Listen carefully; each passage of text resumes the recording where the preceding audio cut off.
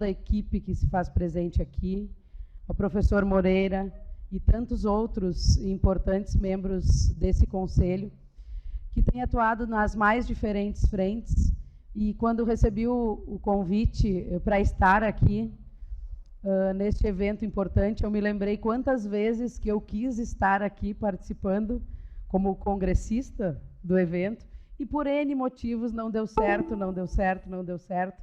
E aí eu recebo o convite para vir palestrar, para vir falar de meio ambiente, falar do estado do Rio Grande do Sul, uma posição que me dá muita satisfação por poder exercer a minha graduação, que é a engenharia florestal. E aí brinco e acabei de falar isso lá no estande do Rio Grande do Sul, que se eu tivesse que escolher, escolheria de novo a engenharia florestal. Adoro essa profissão e acho que ela me dá a condição de ter a avaliação macro das situações. E como o professor Moreira colocou, então, venho de uma carreira que sempre esteve ligada ao meio ambiente, ao desenvolvimento, por parte do licenciamento ambiental, principalmente, e tive presente em várias instâncias públicas e privadas, conhecendo os desafios, conhecendo as necessidades, desde a esfera municipal, também está aqui a Sabrina, engenheira florestal da Prefeitura de Lajeado, que eu fui diretora de licenciamento, e com este contexto, que quando fui convidada a assumir no estado do Rio Grande do Sul a presidência da FEPAM, que é a Fundação Estadual de Proteção Ambiental, que licencia todas as atividades de impacto direto e indireto, e que atua fortemente na pauta ambiental há mais de 30 anos, pensei que eu pudesse contribuir com essa experiência trazida aí por parte do público e do privado, tentando diminuir essas distâncias e, principalmente, tentando ser mais efetiva na proteção ambiental, que é o foco principal da minha gestão. Depois de 2 anos na Fundação, eu fui convidada a assumir a Secretaria Estadual de Meio Ambiente e Infraestrutura, um compromisso infinitamente maior, porque essa pasta ela conjuga a antiga Secretaria de Minas e Energia. Então, nós não temos só a pauta ambiental, mas temos toda a parte de infraestrutura com as companhias de eletricidade, a companhia de saneamento básico, a companhia de mineração do Estado. Estando presentes aqui também está o engenheiro civil Melvis, presidente da Companhia de Mineração Rio Grandense CRM. A secretaria, como um todo, atua, então, em todas essas áreas, é uma secretaria grande, e nós tivemos aí a felicidade de, no decorrer do caminho, poder contar, poder investir com um valor vultuoso, que o professor Moreira mencionou, perto de 200 milhões, para o meio ambiente apenas. Então, o programa Avançar do Governo do Estado conta com mais de 6 bilhões de reais em diferentes áreas da saúde, da infraestrutura, mas para meio ambiente, então, são quase 200 milhões de reais, um valor nunca investido nessa pauta e advindo, então, também de uma série de reformas administrativas que o Estado passou nos últimos anos, e por isso que, ao fim da gestão, em 2022, que a gente tem essa possibilidade de investimento. Eu que passo aqui, né? Então, eu vou iniciar.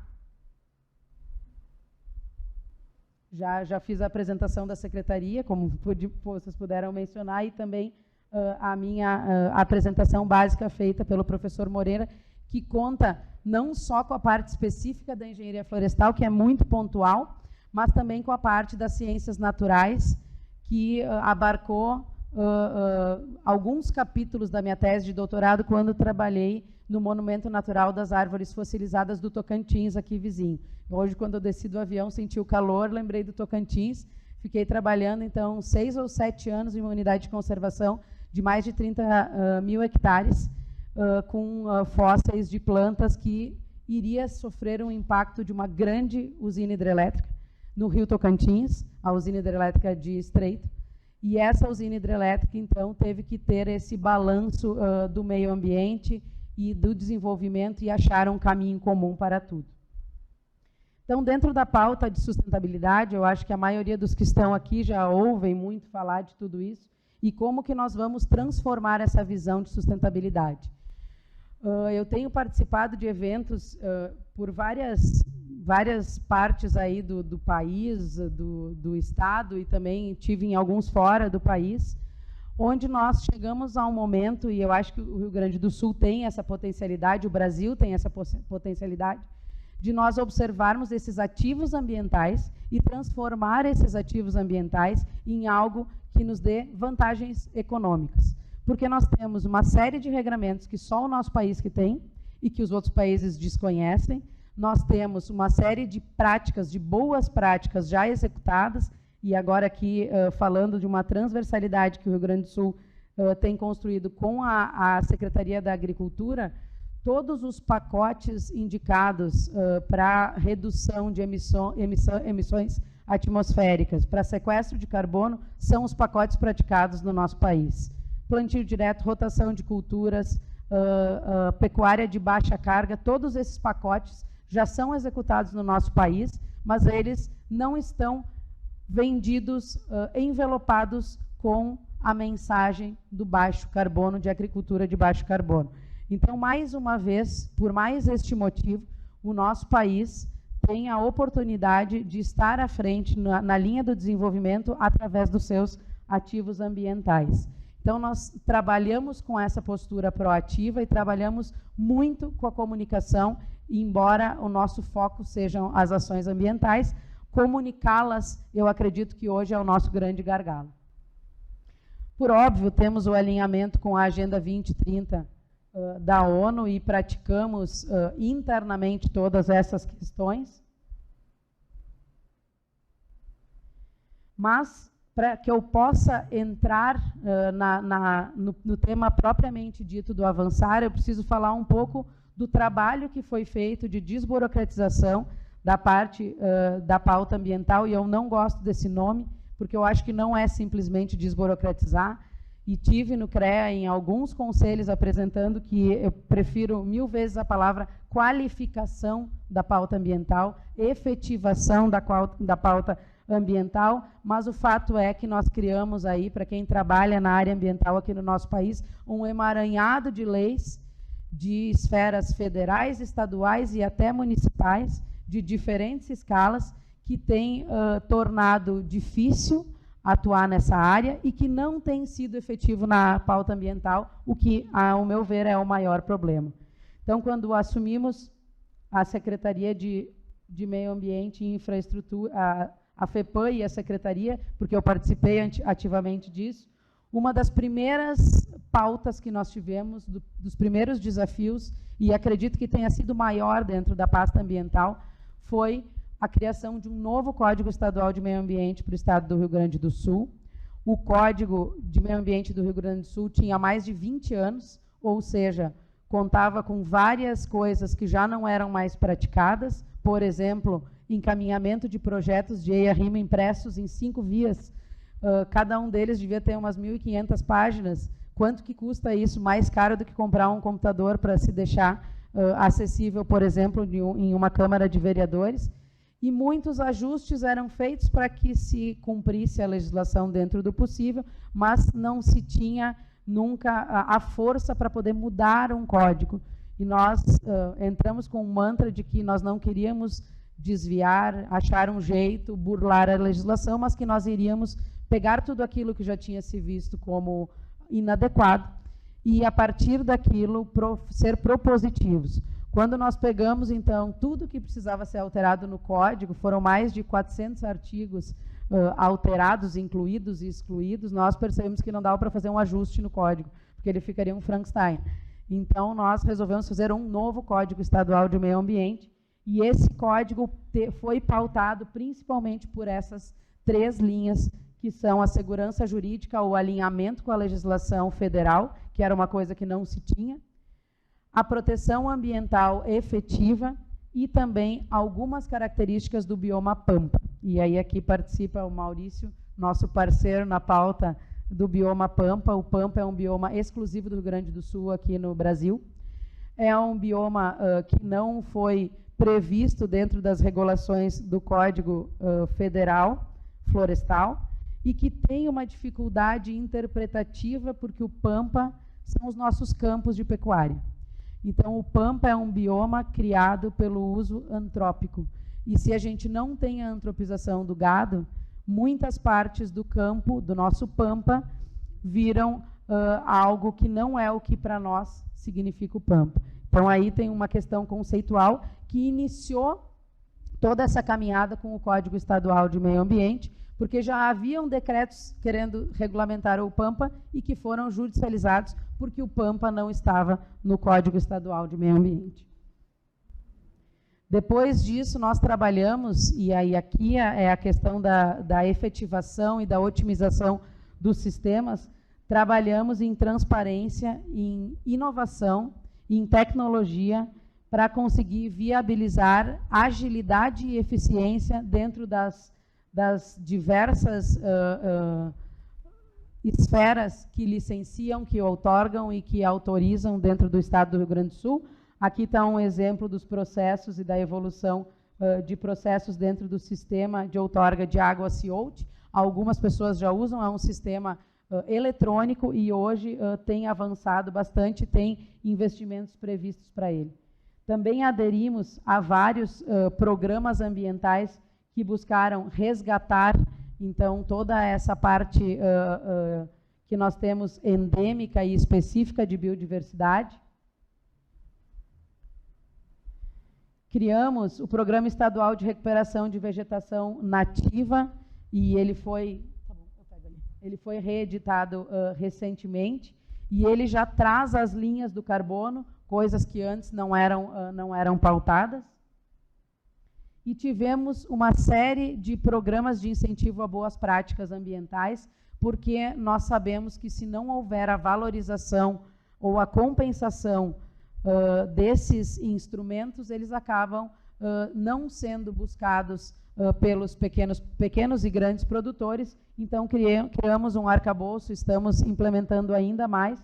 Eu vou citar o primeiro aqui, o Campos do Sul é a certificação das áreas de pastagem, que mantém vegetação nativa, que mantém carga de gado adequado e que mantém, por óbvio, todas as APPs e reservas legais conservadas. O que vale ter um certificado do Campos do Sul? Hoje a gente já conseguiu aliar o certificado do Campos do Sul à certificação da carne premium.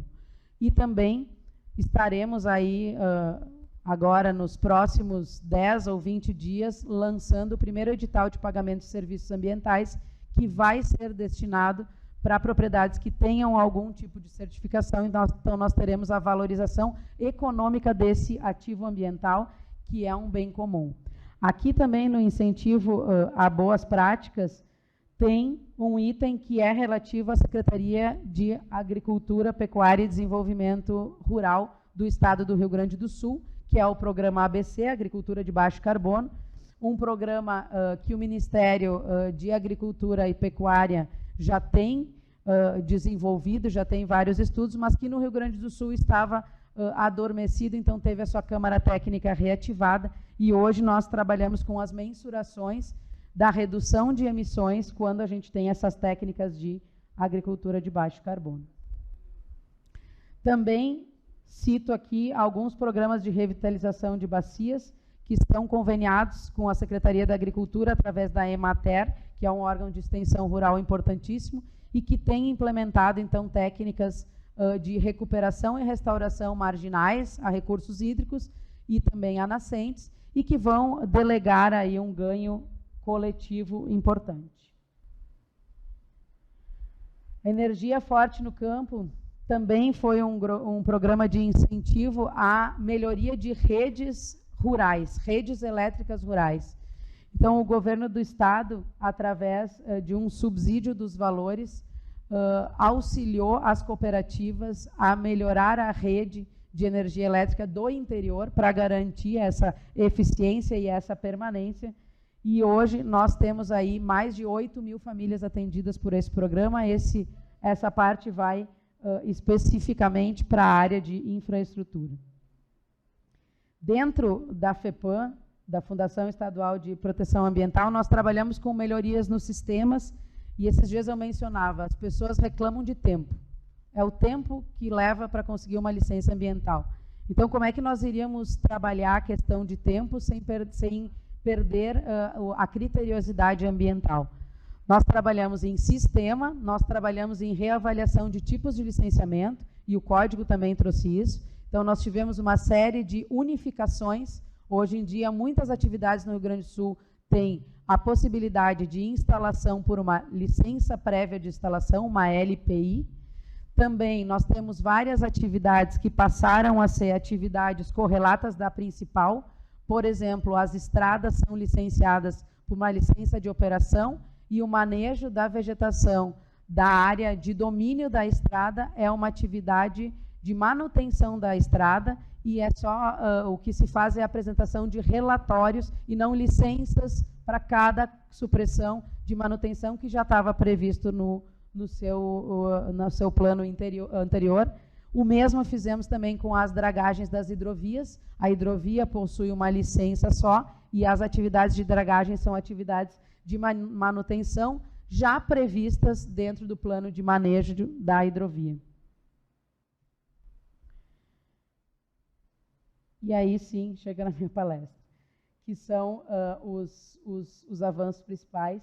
E aqui eu trouxe rapidamente uma linha do tempo também, acho que foi a Nancy que mencionou para mim, tem alguma coisa de clima também aqui na SOEA.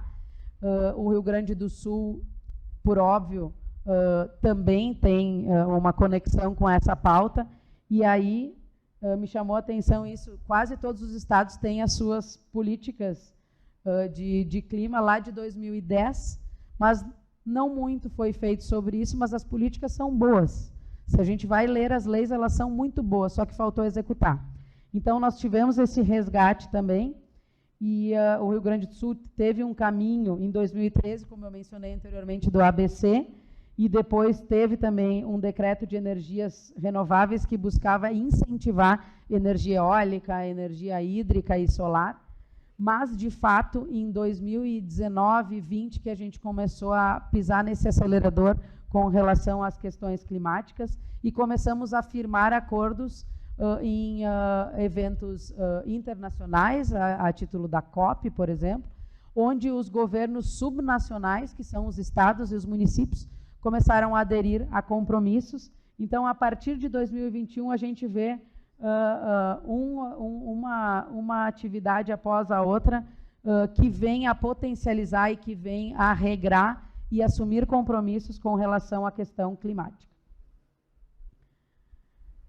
E o avançar na sustentabilidade, então, que é o ponto principal aqui da minha palestra, como eu falei anteriormente, ele trouxe a possibilidade de investimento de 193,2 milhões de reais para a pasta de meio ambiente e infraestrutura. Então, em projetos que a gente já vinha desenvolvido e em novos projetos também. Por que isso é importantíssimo?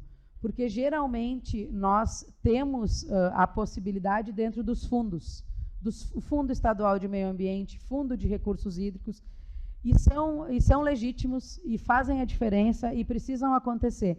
Mas, quando a gente vê o governo do Estado tirar um valor remanescente do seu tesouro, do caixa único do Estado, eu acredito que há uma resposta para a população da importância que esse tema tem, e isso dá uma motivação, inclusive, para quem trabalha com a pauta ambiental. Então, nós tivemos 4 principais eixos de investimento para o programa Avançar na Sustentabilidade. 115,3 milhões para o clima, 52 milhões para a energia, 3,9 milhões para a água e 22 milhões para parques.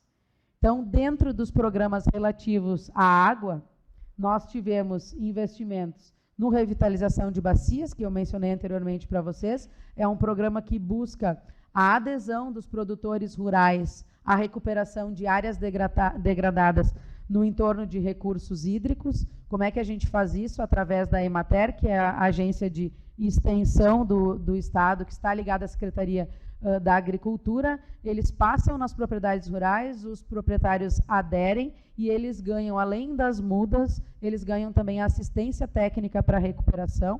Então, por isso, temos esse valor disponível.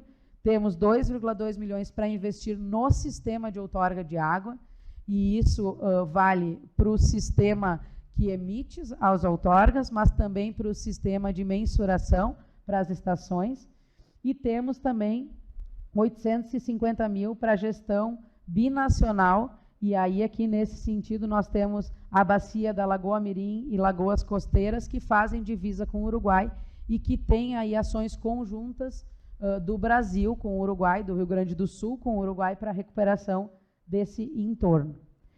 Com relação à energia, os 52 milhões ficaram distribuídos em um atlas de geração hidrográfica. Esse atlas é importantíssimo para os empreendimentos e empreendedores que buscam o nosso estado. Tivemos a terceira fase do Energia Forte no Campo. O Energia Forte no Campo acontece através de editais que nós lançamos, e as cooperativas trazem esse projeto de melhoria da rede elétrica. Estamos investindo num termo de referência para a transição energética justa da matriz de carvão. Então, estudamos, porque temos uma região específica do estado que é dependente dessa matriz e que, por muito tempo, se firmou nisso e até hoje usa disso. Nós entendemos que o carvão tem uma participação mínima na nossa matriz do estado do Rio Grande do Sul, mas nós precisamos buscar a eficiência do uso dessa matriz energética e a ampliação dos outros para que a gente possa ter um futuro saudável.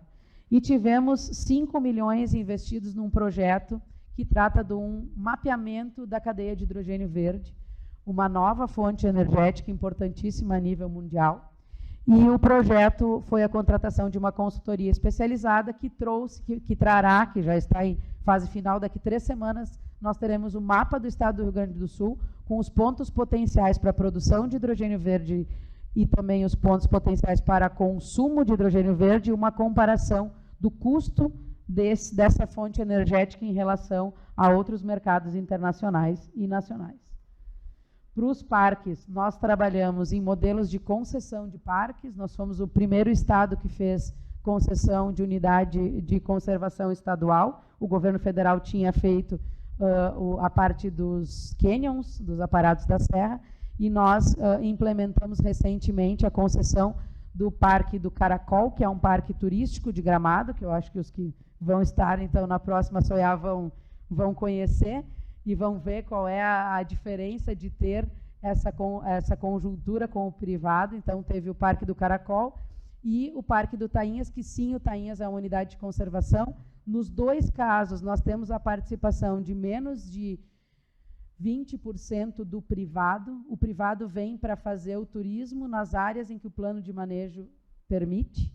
Então, nós temos a potencialização do uso daquelas áreas naturais que foram criadas para o uso da população através dessa união do público e do privado com a concessão de algumas áreas. Trabalhamos ainda na concessão do Parque do Turvo, e aí o Parque do Turvo foi 0,13% do parque, foi exatamente onde a gente tem aquela queda longitudinal, mas também para a implementação de equipamentos turísticos, principalmente da parte de fluvial, de barcos para observação da queda.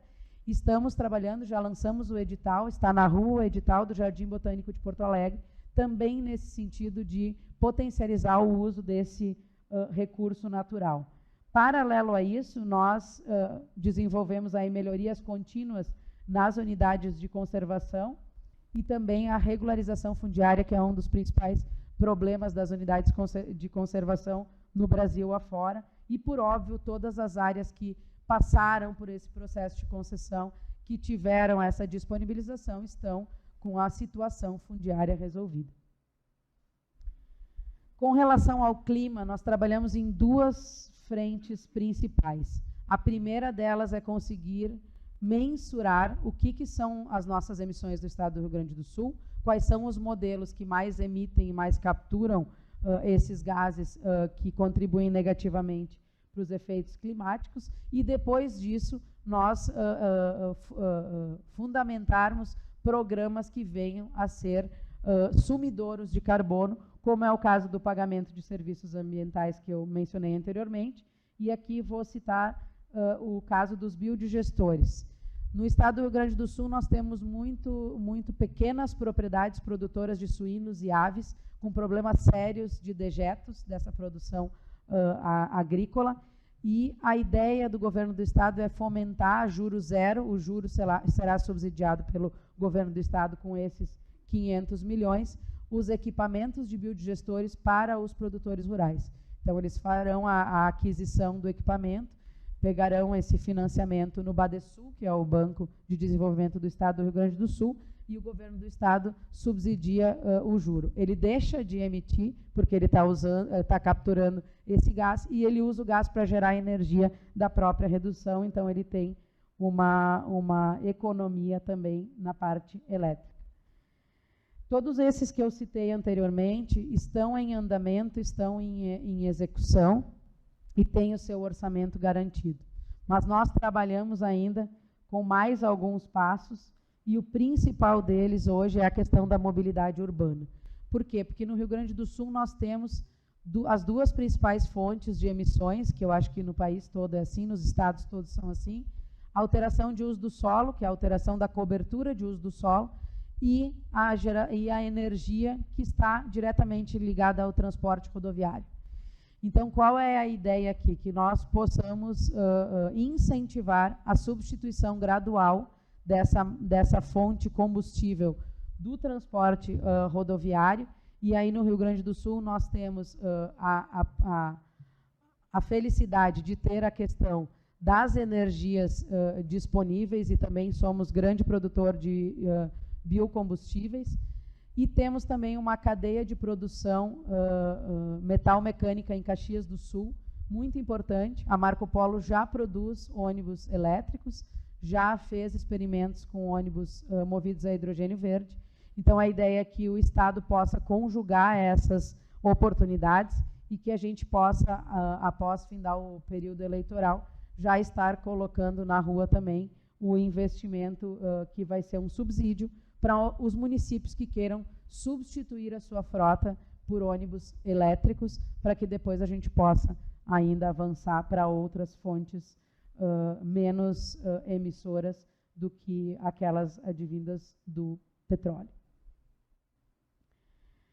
Em linhas gerais, o que eu teria para falar era tudo isso para vocês nessa última palestra do último dia, que já está todo mundo bem cansado, mas a principal mensagem é que nós precisamos ocupar os espaços. Nós precisamos ocupar os espaços para que a gente possa usar toda a nossa capacidade técnica para ajudar nessas políticas públicas.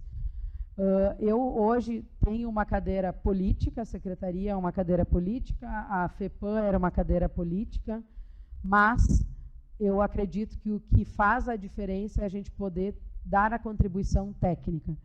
E nós, como engenheiros, agrônomos, eu acho que é muito mais lógico e confortável a gente ficar só executando e meio que se afastar dessa parte política, o que faz com que a gente perca espaço, que as nossas categorias percam espaço e que as pessoas tenham uma vida muito afastada do que é o mundo real.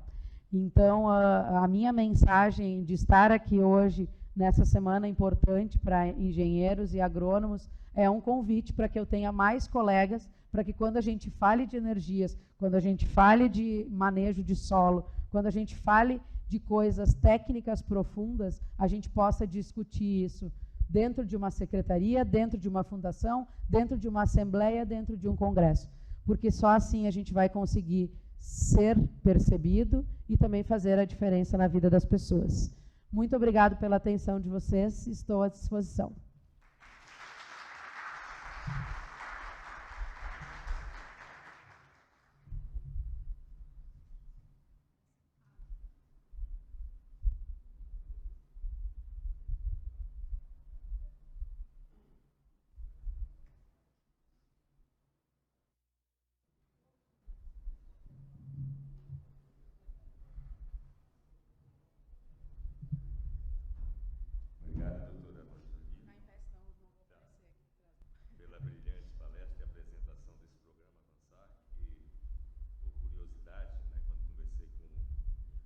Colega engenheiro florestal Guilherme, né?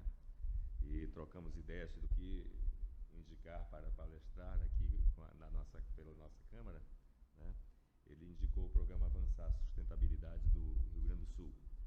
E achei interessante, né? E sempre a gente fica com dúvidas, como você bem disse no final da sua palestra, tudo é um cargo político, né? E eu lembro quando, alguns até podem não ter nascido aqui, tem alguns, né? Em 1997, eu fui diretor de projetos de produção de mudas do município de Belém, pela FUNVerde, e nessa ocasião o cargo, a instituição era totalmente técnica, né? E conseguimos avanços em termos ambientais, tanto que na época o prefeito, que era o Edmilson, que hoje é prefeito lá, foi apelidado do prefeito das praças, né? E nessa ocasião eu discutia muito com as pessoas que diziam assim, só faz praça. Eu digo assim, bem, não um termo pejorativo, eu digo é que vocês também só querem o pretinho no chão, né, que era o asfalto, né, e não buscam uma qualidade para a sua cidade. E eu vejo assim, quando você apresentou o programa aí, dentro do processo de sustentabilidade, como é que o governo vê isso, né, com respeito justamente às cidades, né, e a qualidade de vida desses cidadãos, porque tem um programa dentro disso, que foi o primeiro eixo, que eu não estou lembrado do nome agora, que vai aplicar cerca de 30 bilhões, né, se não me engano, 30 bilhões, que é a parte de reestruturação de vias, estradas, né, e concessões, não é isso?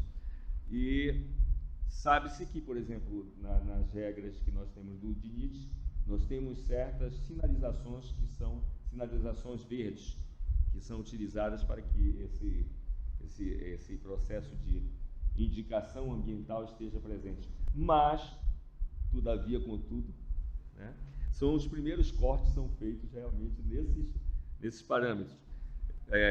Os primeiros cortes, quando a engenharia está atuando, é na parte do ambiente. Se você está construindo um condomínio, um programa Minha Casa Minha Vida aí, diminui a calçada, mas o prédio tem que estar lá, né? Então, quando você vai ver o confeitador de bolo, né, o engenheiro florestal, o engenheiro agrônomo, vai chegar lá, a calçada só tem 1,5 metro. Né? Como é que você vê isso dentro desse processo de sustentabilidade do Estado? Pode ser, se você quiser. Não, tanto faz. Então, a parte do investimento em concessão de estradas, acho que eu não falei na palestra, um dos princípios para poder conceder era que tivesse licença. E não sei quantas pessoas daqui trabalham com licenciamento, mas poucos estados têm as suas rodovias estaduais todas licenciadas. Então, assim, ter a licença já é o quesito número 1 para a gente conseguir ter esses regramentos ambientais, pelo menos compactuados dentro de uma condicionante de licença. Então, todos os processos aqui que visam a melhoria de uso das pessoas, eles trabalham sempre dentro do guarda-chuva do licenciamento ambiental, o que nos traz uma segurança nesse sentido. Com relação a esses cortes de meio ambiente, eu acho que não é possível que as pessoas não percebam que os investimentos não vão mais para aquele lado onde não tem a sustentabilidade ambiental. O mundo fala isso o tempo todo. Não é possível que não vá se perceber a vantagem de ter preservado ou de ter a qualidade ambiental dos espaços. Claro que não é uma regra geral, sempre vai acontecer esses deslizes, mas nós estarmos presentes, e aí agora eu vou incluir mais um outro espaço, que também é chato, que ninguém quer ir, mas são os conselhos municipais de meio ambiente. Os conselhos municipais de meio ambiente têm que ter a presença do órgão técnico, tem que ter a presença do CREA, para poder barrar esse tipo de coisa, e principalmente não só barrar, mas construir o caminho do meio, construir o bom senso entre o uso. Então, eu acho que só assim que a gente consegue avaliar. Esses programas aqui, eles são da pasta de meio ambiente e infraestrutura. Então, por óbvio, eles já têm essa pegada ambiental. Mas, nos outros investimentos do avançar do governo do Estado, por exemplo, nas reformas das penitenciárias, todas elas que executaram o recurso da reforma tiveram que ser licenciados. Então, nós trouxemos uma parte ambiental porque eu sempre dizia assim, como é que a gente vai inaugurar uma coisa sem licença? Que vergonha, não vamos fazer isso. Depois vai chegar na inauguração, alguém vai falar que não tem a licença. Então, eu acho que isso também nos faz diferente quando a gente começa o público dar o seu exemplo do que tem que ser feito. Então, o nosso programa trata nesse feitio, nessa linha de atuação. Obrigado.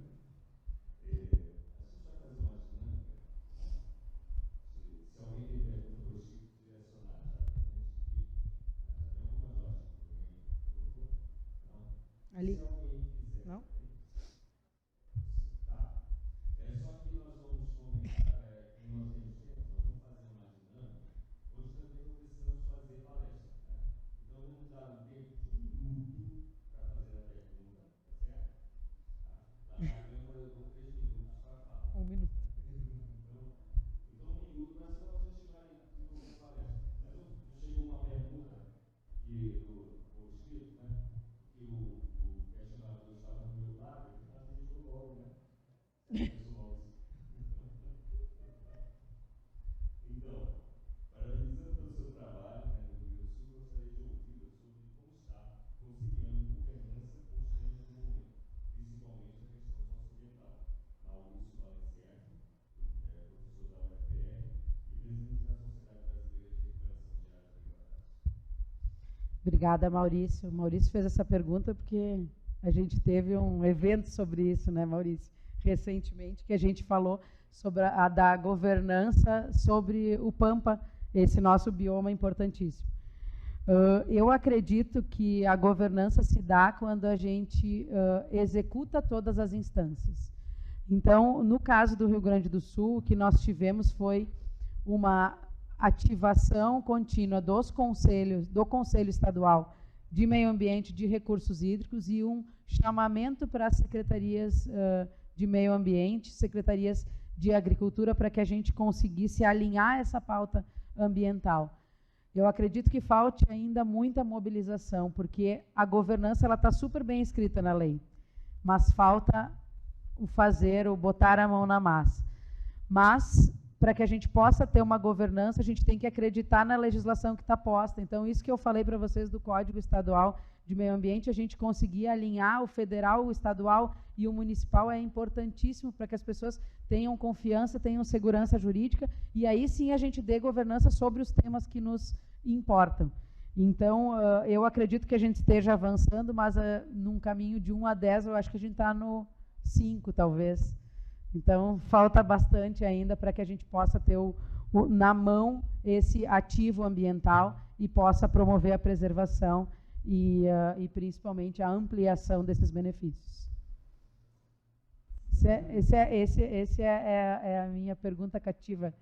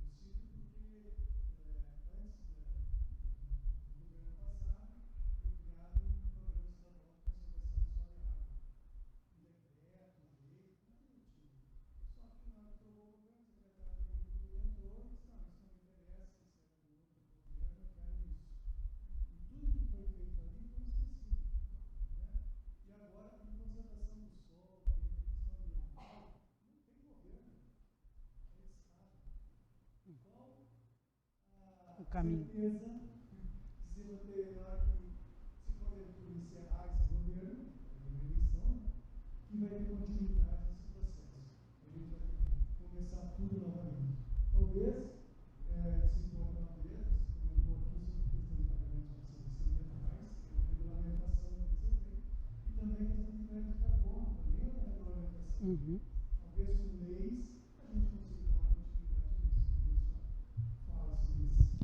Obrigada, Humberto.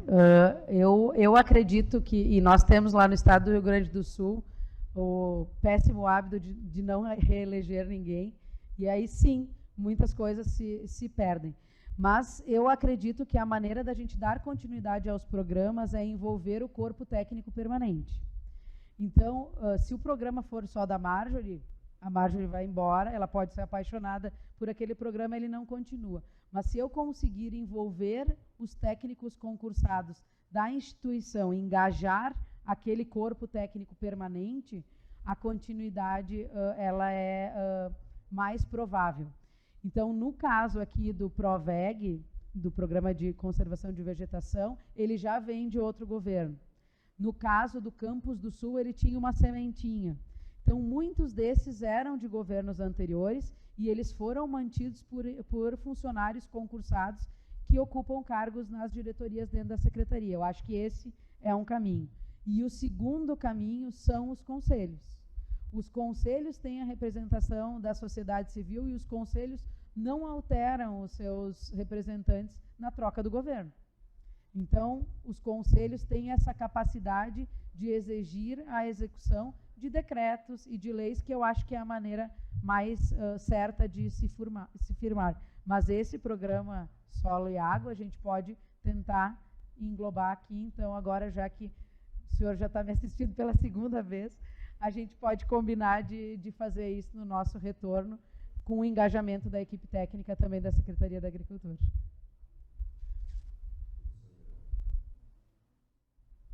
Boa tarde, colega. Satisfação em tê-la aqui apresentando. Meu nome é Eliane Brum, professor da Universidade Tecnológica Federal do Paraná, dos tantos gaúchos que invadiram o Paraná há uns anos atrás. A minha pergunta, Marjorie, vai no seguinte sentido. O programa, né, em nível estadual, diversas vertentes, muito bom. Eu queria saber, talvez, como é que está sendo essa relação do programa estadual com os municípios, né? No Paraná, por exemplo, quando se fala em municipalização da gestão ambiental, por exemplo, o secretário sai todos correndo, né? Ninguém quer assumir esse ônus/bônus, que eu enxergo também dessa forma. Bom, eu queria saber de você, então, envolvendo a aplicação do programa no município, envolvendo os aspectos relativos a licenciamento, também programas de infraestrutura, da relação do programa estadual com a atividade dos municípios dentro do programa, dentro do licenciamento. Sim. Então, obrigada, Leandro. Prazer em rever vocês.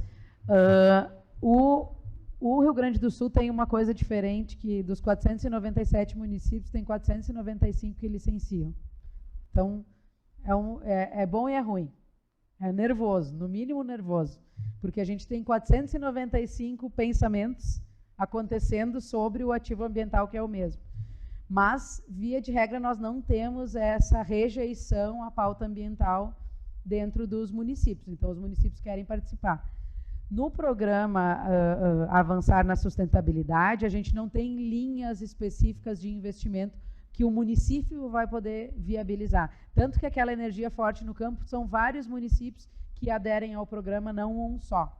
Então, não tem uma linha dentro do programa de sustentabilidade que vai específica para o município, embora, quando a gente fala da transição energética da mobilidade urbana, vai ser um município que vai ser beneficiado.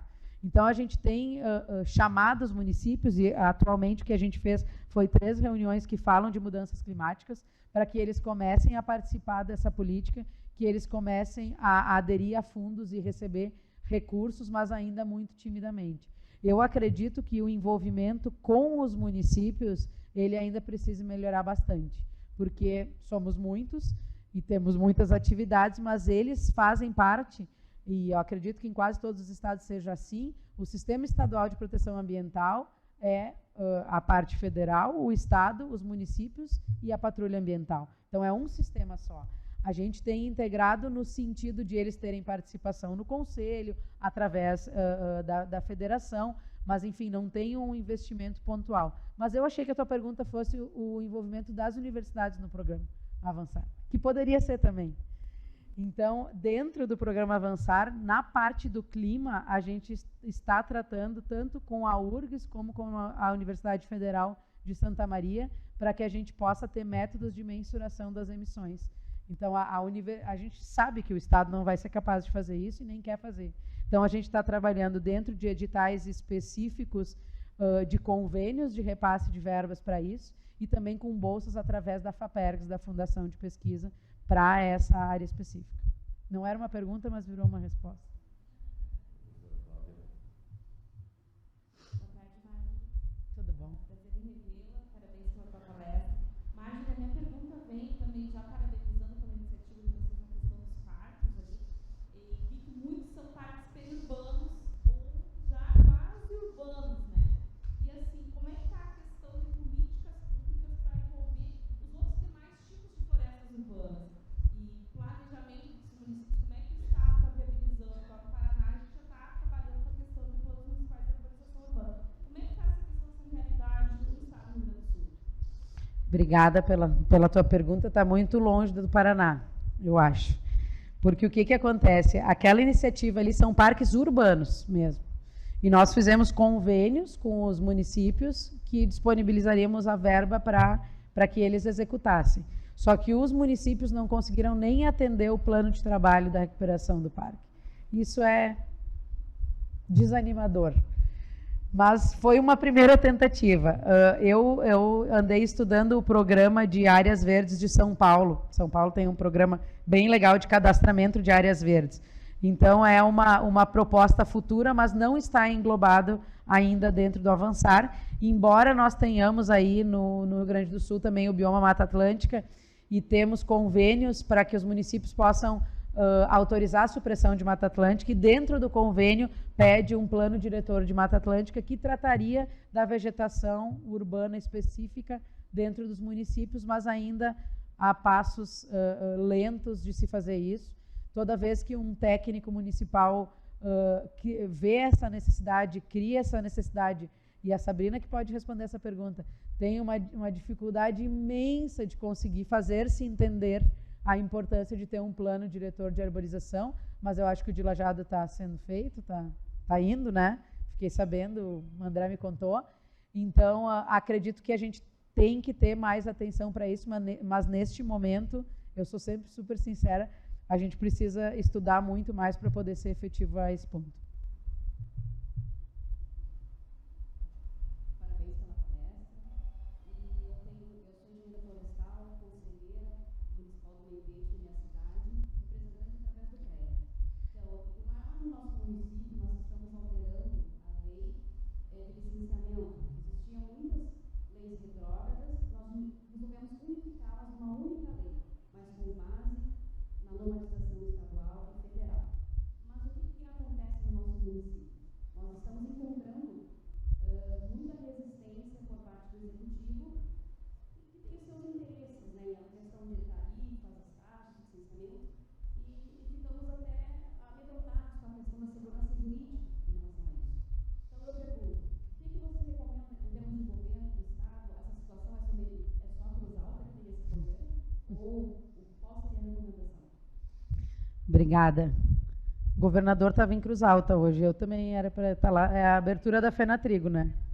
Mandei um representante. Com o que a gente tem do Código Estadual de Meio Ambiente, com a Resolução 372, se eu voltasse para o município hoje, eu não inventaria uma outra lei. Eu seguiria com essa e eu criaria, assim, padrões de requerimento, de solicitações, mas eu não criaria uma nova legislação para dizer coisas a serem licenciadas ou como serem licenciadas. Eu replicaria o que tem no estadual por uma questão assim de facilidade na execução do licenciamento. A Resolução 372 tem mais de 500 atividades a serem licenciadas e tem lá também as suas isenções.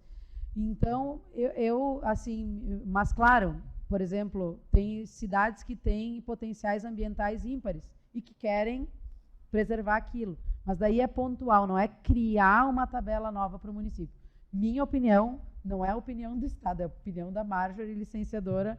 Eu não faria uma nova lei, eu apenas validaria no Conselho o que já está na 372. Vem aqui comigo. Parabenizar a nossa secretária estadual do Meio Ambiente aqui do nosso estado. Estávamos lá acompanhando ela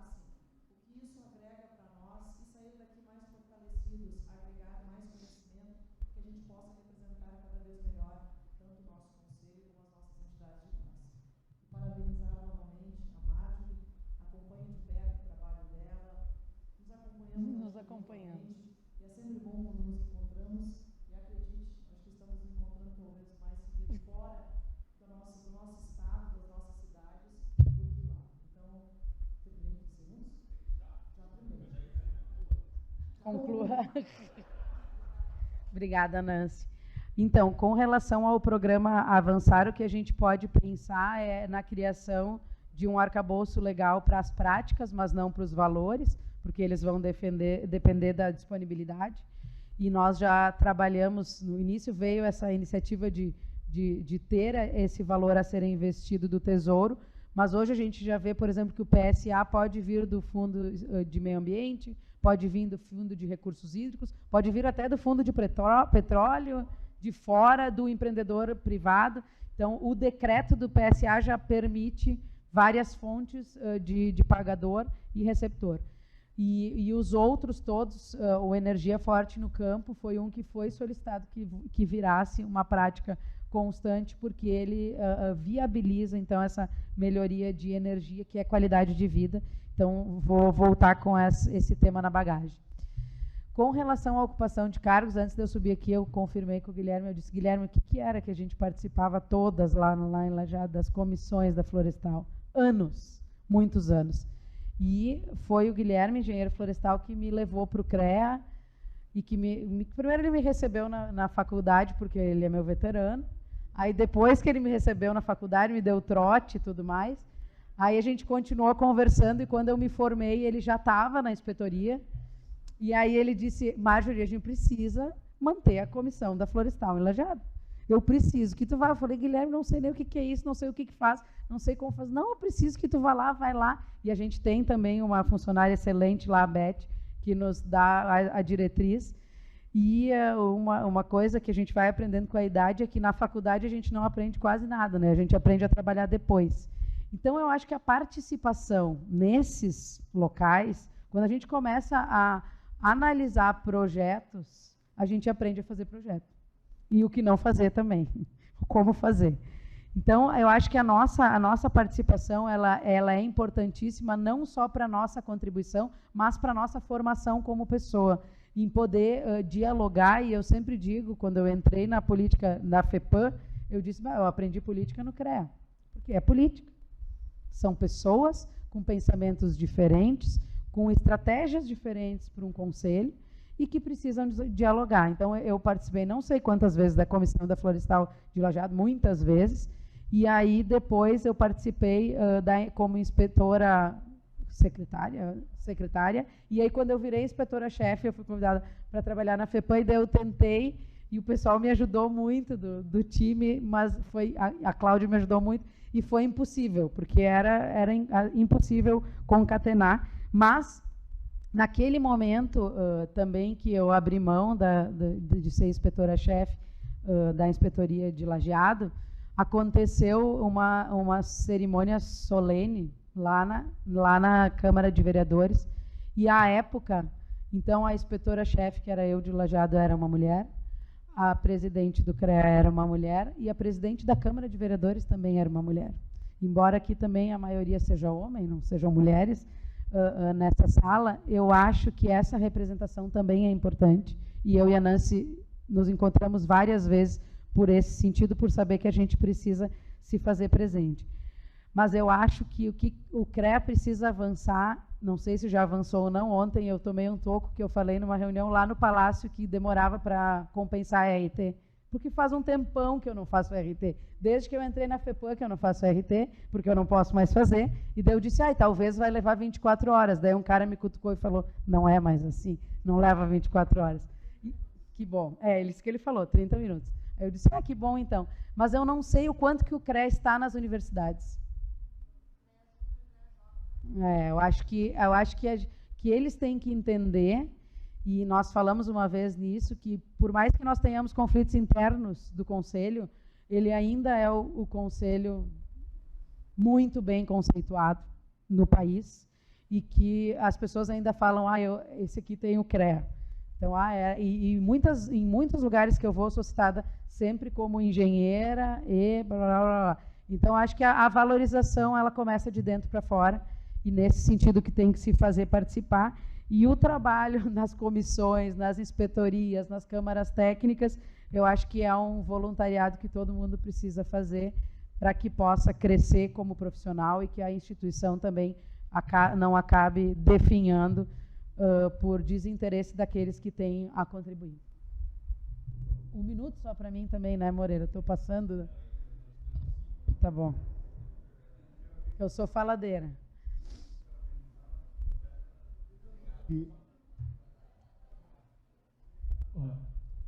Parabenizar pela palestra e, ao mesmo tempo, dar o testemunho lá em Santana do Livramento da importância que o projeto tem feito na conscientização ambiental das diversas instâncias pela facilidade com que ele vem proporcionando, pela quebra de regramentos, né, diminuição desses regramentos, facilitação, né, do acesso. Então, eu acho que isso é importantíssimo que seja dito, né? Que bom. Inclusive, os empreendedores estão conscientes disso. Mas eu me preocupou, ouvindo uma palestra agora lá na Arena, né? E quando a senhora coloca em relação ao projeto incorporar a emissão, a medição da emissão de carbono, né? Que seguem ainda falando, ou seja, em termos de que a pecuária, né, segue sendo a grande vilã, né, do processo de emissão de carbono. Lá colocaram o valor de 40% no Brasil, né, e que isso em base no IPCC, que leva em conta processos de produção muito diferentes do que são praticados no Brasil. E, então, a minha pergunta é se vai ser levado dentro do contexto do que hoje está se imaginando, todas as pesquisas que já houveram da Embrapa, ou seja, em relação a isso, não só a pecuária, mas também o processo de plantio direto, né, que também envolve essa captura de gases, ou seja, principalmente de carbono, né, e diminuindo isso, né. Então, eu acho que é importante que essa visão seja colocada, né, dentro desse programa, até porque nós temos um potencial exportador muito grande e isso vai pesar muito na hora da gente comercializar e ser valorizado esse produto no exterior. Obrigada. Então, eu falei pouco aqui do clima, porque eu estou acostumada a dar muitas palestras do clima, tentei falar um pouco mais das outras coisas. Eu estive há 2 semanas atrás, na Semana do Clima de Nova York, para a gente falar disso. Falar que o nosso índice não é o do IPCC, falar que o nosso gado não é o do hemisfério norte, que o nosso gado não é confinado, que o nosso pasto é nativo, que a gente tem pesquisas de que o pasto de 10 a 20 centímetros de altura, ele captura muito mais do que o gado emite, se a capacidade de carga estiver correta, então ele é um sumidor e não um emissor. E falar que, além disso, que eu mencionei rapidamente aqui, a gente, dentro desse contexto todo, a gente tem a APP, que também é sumidora, a gente tem a Reserva Legal, que também é sumidora. Então, a gente tem trabalhado muito na divulgação dessas nossas boas práticas, só que o que nos falta? Pegar essas metodologias da Embrapa e conseguir certificá-las a nível internacional para a gente poder falar tecnicamente com mais tranquilidade. Nesse sentido, os valores ali, que são 20 milhões para o avançar no clima, que era torres de fluxo, estava escrito ali. As torres de fluxo são, quem faz isso é a Universidade Federal de Santa Maria, são pequenas torres que são colocadas em diferentes ambientes e que medem instantaneamente o que está sendo emitido e capturado. Qual é a ideia? A ideia é que o Estado tenha esses valores e consiga fazer a sua matriz de emissões para o nosso uso do solo e que a gente consiga mensurar isso para levar para a Bolsa de Valores e começar a trabalhar com crédito de carbono. Então, assim, qual é a dificuldade número 1? A gente não tem a validação da tecnologia e a gente tem que usar dados que são um pacote que não cabe para nós. Então, o avançar no clima, ele tem 2 vertentes. Primeiro, desenvolver e validar essas metodologias e depois intensificar essas boas práticas, porque a gente sabe que a maioria dos produtores executa, mas não são todos. Então, nesse sentido, os 20 milhões aqui do clima do meio ambiente se juntaram com mais 20 milhões da Secretaria da Agricultura. E aí a gente tem já 40. Só que hoje a gente ainda não conseguiu contratar por causa da licitação, da burocracia, da tecnologia que é internacional. Mas a gente vai conseguir. Então, assim, fique tranquilo, porque a gente está trabalhando nessa frente e já recebemos vários estudos da Embrapa e de um outro instituto, Aliança CIPA, eu acho que é o nome, né?